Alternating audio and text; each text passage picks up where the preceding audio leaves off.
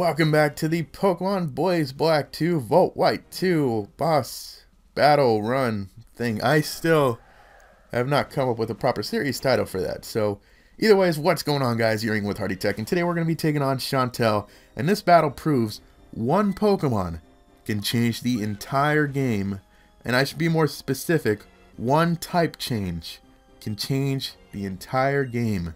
And I did not know about this type change until this battle, despite facing this Pokemon before. And it kept confusing me before because I would hit this Pokemon with moves I would think are super effective, or I would think would be neutral.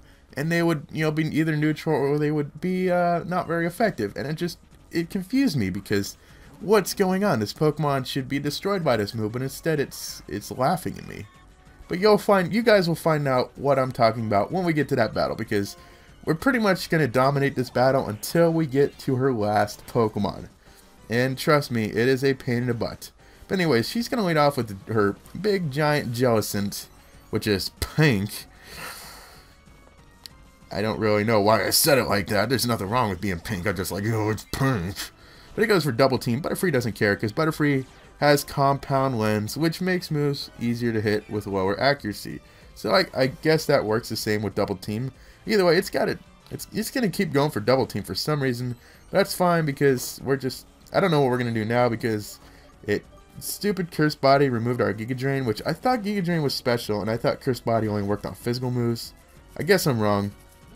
Unless Giga Drain actually makes contact despite being a special move. There are some moves like that, which doesn't really make sense. Just like there's some physical moves that actually don't make contact, like Earthquake. It's very confusing. But we managed to kill it with an Air Slash. So now we're going to bring in Flygon. I don't know why we're bringing in Flygon.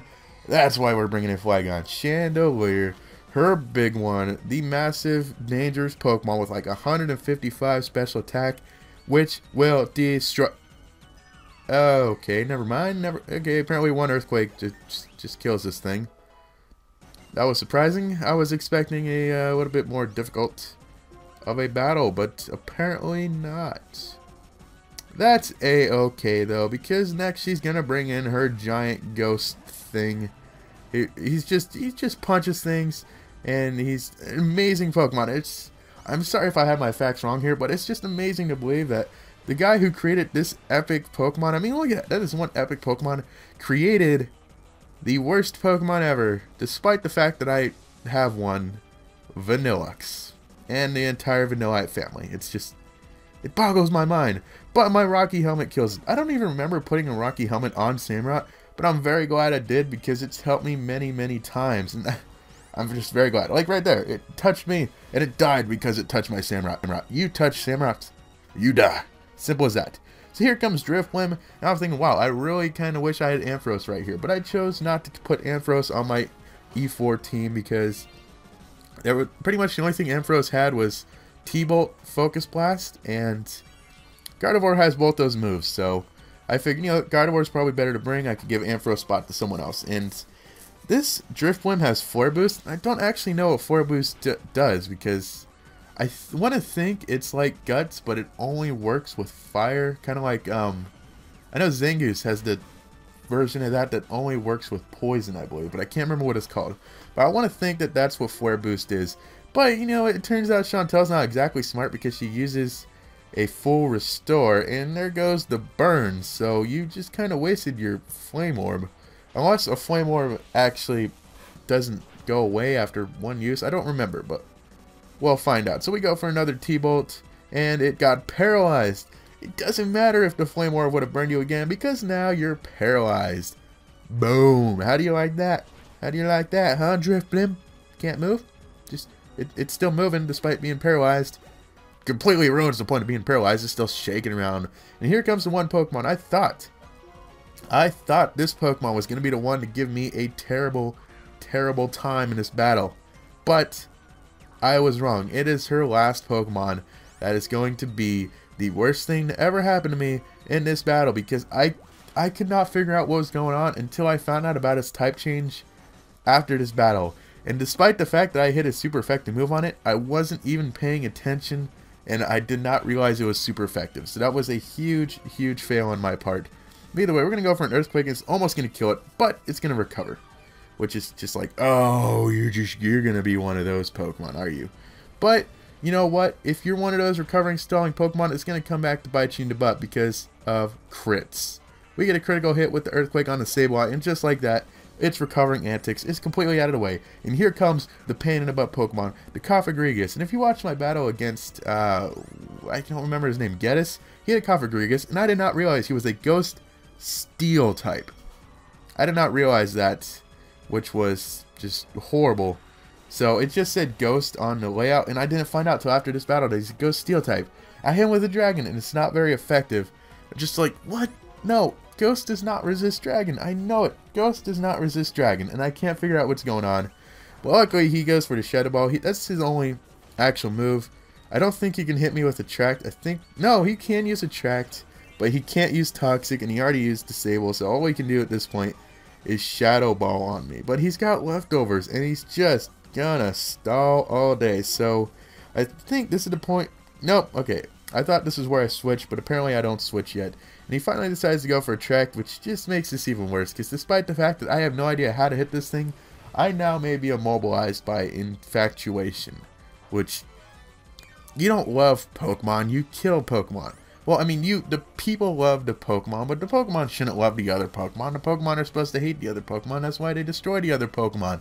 Unless you're on the same team, then you can love the other Pokemon. But if you're on the opposite team, you're not supposed to love the other Pokemon, which means Attract is just a dirty underhand move, and nobody should use it. But I decided to bring in Staraptor because I know he's going to go for Shadow Ball, and it's not very effective, so luckily that it doesn't do very much. So I go for Fly. I wish I could, if I would have known he was a Steel type, I would have gone for Close Combat, but he's a Ghost type, so it completely removes his fighting weakness. It's just, ugh. So I hit the Fly, and I'm thinking, oh, it's going to kill it. And it's not very effective. Just, what is going on? I don't know what's happening right now. And he goes for Toxic, which is, I despise this thing so much. Why can't you just die? I have no idea what is going on. It's just horrible. I don't know how to hit this thing. Little do I realize that all I need is a ground type attack, and I have a perfectly fine ground type attacker in Flygon, just sitting there in its Pokeball, probably wanting and begging to get out so he can hit it with an Earthquake. I don't realize it wants to do that. And I'm trying to hit it with flying type attacks because I'm not very smart. But the good news is that this Cofagrigus has absolutely no way to hit me besides Toxic. Because Attract won't work. I'm immune to Shadow Ball. So all it could do is Toxic and disable me. So I can really just stall this thing out. But unfortunately, my Fly is like doing the same amount as his leftovers. So it's just going to stall forever. I mean, the only way I could think of to actually beat him if I kept this up was to go until he gets Struggle, and then he'd just kill himself. But unfortunately, I am poisoned, which is bad news because eventually that means I will die. And with Toxic, it grows greater and greater every turn, so I know I have very little time left. For some reason, I go for Quick Attack. I don't actually understand why I chose to do that. And I don't really know why I didn't just switch out, because it would have been so much easier just to switch out than, you know, let someone else take a hit and then kill him quicker. But I still haven't figured out the trick to this Cofagrigus. I didn't know what type it was. It's just like, will you just die already? So Staraptor finally dies, and I bring in Lucario. Don't know why I chose to go for Lucario. And I believe I go for, he goes for Disable, I go for Earthquake, which I do not pay too much attention here because I do not realize that it's super effective. I just see it does a lot of damage. I'm like, oh, well, now I know what I'm going to do. So I figured it was neutral when it did that much damage. I did not think it was super effective. So he goes for Attract, which is just, oh, I hate you so much because I fall in love, and then I'm immobilized in love. Which I'm not going to go on that friggin' love rant again, because if it's enemy Pokemon, you're supposed to just destroy them. That's the rules. It's the rules. So I bring in a Flygon because I figured, you know, let's just try this, I guess. I actually could have probably gone for Samurott with Surf because it would have been neutral.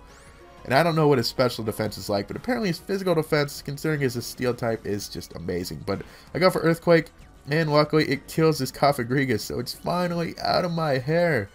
That's what I meant by how one Pokemon can change an entire battle, because I was starting to get the feeling that he was just going to stall me forever.